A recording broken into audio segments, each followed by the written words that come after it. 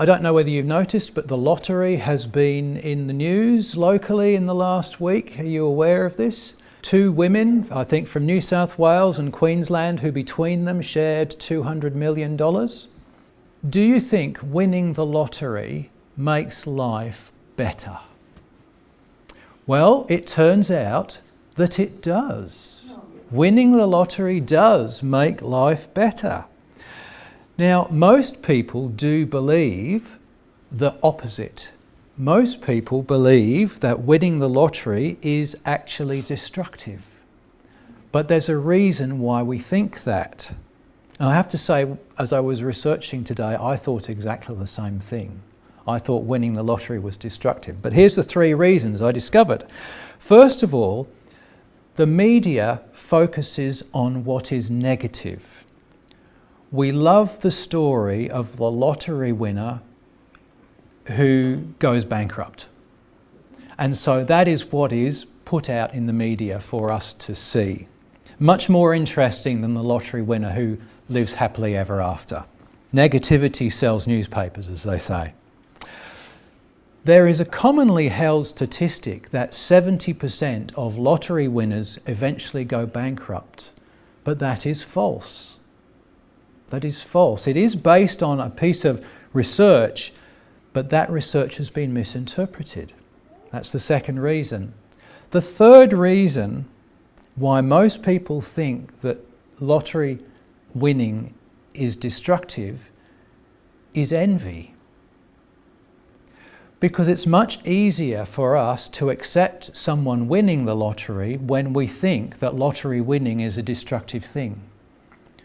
Were we to win the lottery ourselves, we might not think the same. So that's an interesting dynamic that is going on, envy. So I want to go on and look at what we're talking about today, which is that first of the Beatitudes, blessed are the poor in spirit. And I want to just have a look at that word, blessed, because here it is in the Greek. And it means happy, blessed, to be envied. Often we say, I'm blessed, when we mean I'm happy in this moment, everything's going well for me. We mean I've been very lucky or fortunate. We mean I am privileged, I am prosperous. These are the things we often mean when we say blessed. We're often describing our external circumstances, where we happen to be right now. And that's okay, that's fine, but really blessedness must be an internal state. It must be something within us. It's not an emotional or a natural state. It is a state of being. So what I want to do briefly is reframe this idea of blessing and blessedness. Whilst it's easy to see natural circumstances of happiness as being to be blessed, what about the path that leads to blessedness? If I can say I am blessed here and now, what about the path that has led me to this point? Is that also a form of blessing? Well, it must be, mustn't it? So let's have a look at this little picture which I saw floating around on the internet a few days ago. Hard decisions lead to an easy life. Easy decisions lead to a hard life. Now, I think we basically understand what that picture is saying. When we do the hard work, the end result is a good one. Where we fall into bad habits, easy habits, then life becomes a bit more of a struggle ultimately. So in a sense, the difficulties that we face, the challenges that we face in life, are a blessing because of where they lead to. We like to think that we would just be kind of struck by lightning in the way that a lottery winner is, just granted it on a platter. Wouldn't that be a lovely way to live life? But the thing is, the reason we're not given that is because of the inner state that encourages. And it is the inner state which is the true blessing. One of the things I notice about this picture, we have the hard decisions leading to the easy life, and we have the easy decisions leading to the hard life. But let me ask you, is there any reason why the hard life little man won't eventually find himself at the top, at the easy life? So can you truly say that that in itself is not a blessing?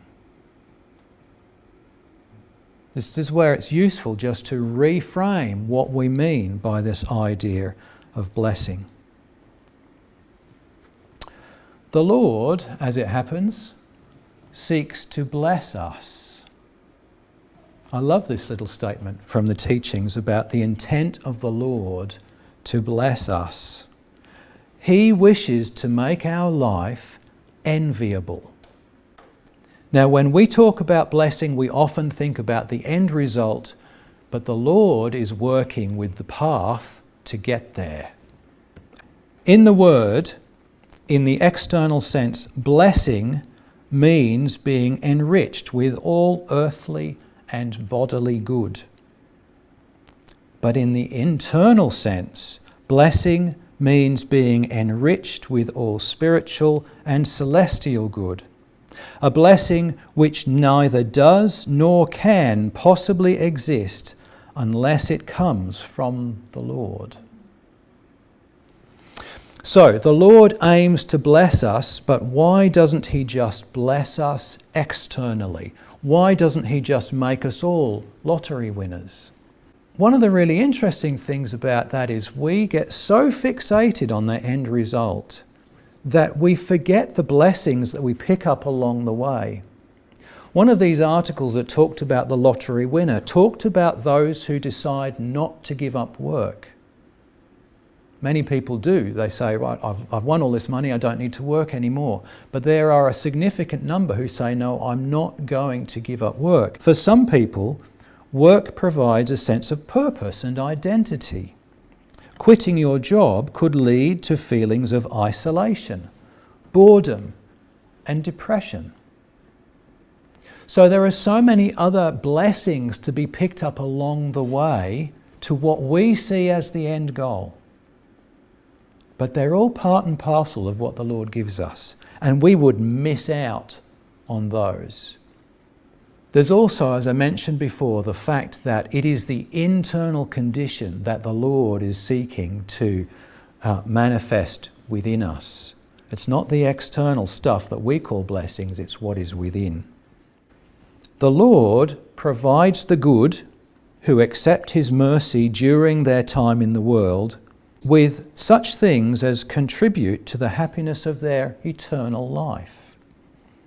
He confers wealth and important positions on those to whom they can do no harm. And He withholds wealth and important positions from those to whom they can do harm.